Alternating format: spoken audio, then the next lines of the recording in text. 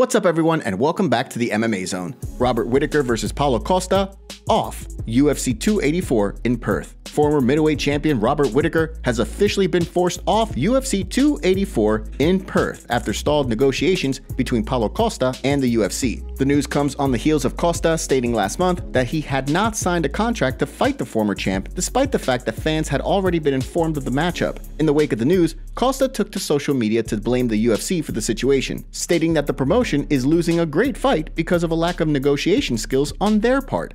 At the same time, former champion Robert Whittaker was giving his thoughts on this situation, explaining that, from the sounds of things, the UFC even offered Costa a new contract like he wanted. Very upsetting to say that they're true. The fight with Costa has fallen apart.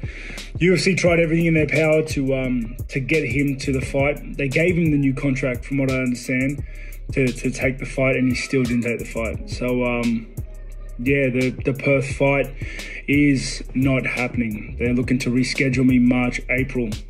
Costa and the UFC have been engaged in quite a bitter contract dispute in recent months. According to the former title challenger, he made just $35,000 for his fight with Marvin Vettori at the end of last year. The fight saw Costa come into fight week incredibly overweight, forcing the promotion to move the fight to a catchweight fight. After that, Costa competed against Luke Rockhold at UFC 278, opening the door to free agency after he fights out the remainder of his contract. As he recently explained, he's looking forward to becoming a free agent. With the scrapped fight against Whittaker postponing his move to free agency, what do you think is next for Costa? Will he accept another fight with the UFC to fight out his contract? Or will he refuse to fight and get put on ice by the promotion? Give us your thoughts in the comment section below. Francis Ngannou's coach talks return, predicts even better version of the Predator. The return of heavyweight champion Francis Ngannou has continued to be an incredibly hot topic this year. After successfully undergoing knee surgery following his win over former training partner Ciryl Gane, Ngannou's return was repeatedly targeted for late 2022. As the time went on, it became apparent that Ngannou would not be ready to fight by the end of the year, and as a result, the UFC's timeline was delayed. Talk then shifted to a showdown with Jon Jones next March. However, the champion has maintained that the UFC has not addressed his contract concerns. With so much uncertainty hanging over his return, fans are hopeful that official news will surface sooner rather than later with regard to when the Predator could make his return to the octagon. In the meantime, he's continued to promote his YouTube series chronicling his return back to active competition, while teasing the second chapter of his career. While fans have speculated as to whether or not the new chapter of his career will include becoming a free agent, one of his coaches, Dewey Cooper, has shed light on some of the champ's recovery. This version of Francis will be better than the last version of Francis before he injured the knee. So that's going to be something that's galactic. We're expecting Francis to be better, stronger, more athletic, for everything, and he expects the same thing, so it's definitely going to happen. Despite all the positive updates, there's been no word on whether or not Ngannou will be able to return in time for the pay-per-view card in early March. What that means for Jon Jones' move to heavyweight, only time will tell. Before we continue, make sure you give that like button some love and be sure to subscribe to the MMA Zone for all of the latest news. Jiri Prochazka eager to return sooner rather than later. Former light heavyweight champion Jiri Prochazka recently suffered one of the worst shoulder injuries UFC doctors have ever seen. With just weeks to go before his showdown with Glover Teixeira for that title at UFC 282, Prochazka was forced out of the fight. As a result, he subsequently relinquished the belt in order to ensure he wasn't holding up the division. At the time, it seemed as though Prochazka would be sidelined for a while. Given the severity of the injury, estimates were that it could take him over a year to return to the octagon again. But despite that, he believes he knows his body better than anyone else, and as a result, he's targeting a quick return despite what others are saying. In his mind, he'll be back training again in 6 months. A lot of people are saying it's necessary to keep it 8-9 months, but I know my body, and I believe I can fix it by 3-4 months to the full power, because there is nothing in my life what is for me like this. You can't do that. Yeah, something something Impossible, was not possible for me. Yeah, because if I will take it like a target, I will work on it 24 hours day night, doesn't matter.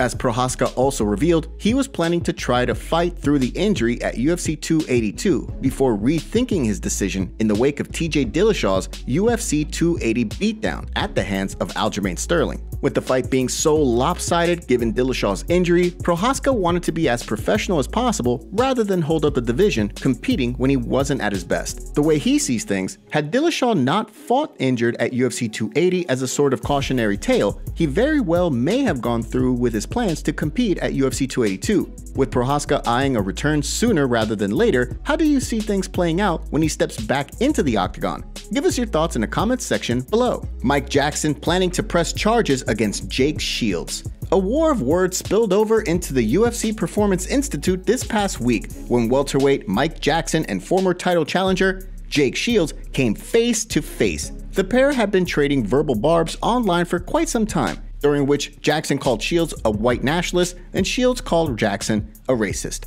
While Jackson was hitting pads with his coach, he heard Shields across the gym yelling at him for several minutes. Although he ignored the former Strikeforce champion, he was then challenged to a fight inside the UFC PI octagon, something he wanted no part of given his recent surgery stemming from his knockout loss to Pete Rodriguez back in October. According to Jackson, Shields' friend and striking coach advised him to leave in an attempt to prevent things from escalating. Although the UFC welterweight agreed and began to gather his things, he was then approached by Shields, who allegedly spit on him twice. With Shields and 5 men circling him, he began to walk away before calling Shields a Nazi, which resulted in one of Shields' friends shoving him from behind. That's when Shields himself reportedly jumped in, pulling Jackson to the ground and holding him down. Footage of this part of the altercation made its way online, where Jackson can be seen asking for someone to get Shields off of him.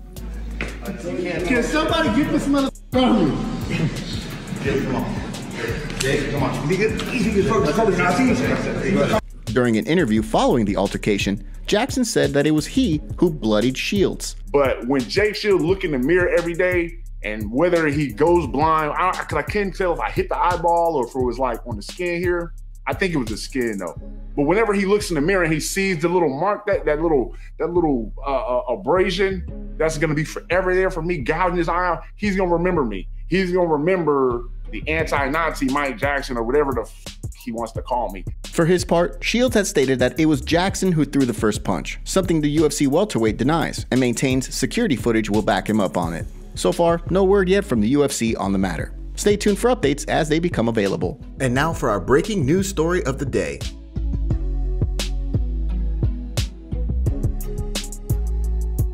Conor McGregor wants power slap showdown with Nate Diaz. Dana White's Power Slap League has drawn tremendous amounts of criticism since it was announced. Some have questioned why the longtime fight promoter is getting involved in the viral competition. Others have completely shunned the idea, and some are beginning to develop an interest in the viral competition.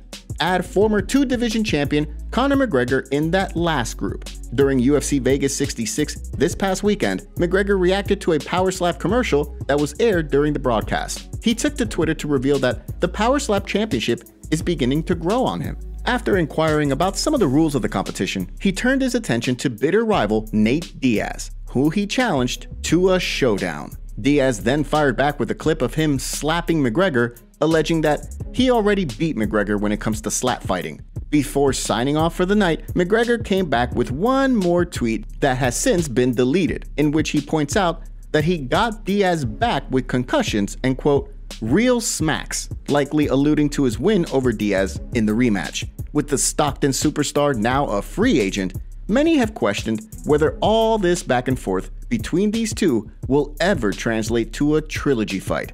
What do you think? Give us your thoughts in the comments section down below. Today's video was packed with some juicy stories from the fight world. What are your thoughts about what's going on in MMA? Don't forget to smash that like button and subscribe to the MMA Zone to see more videos just like this. See you next time.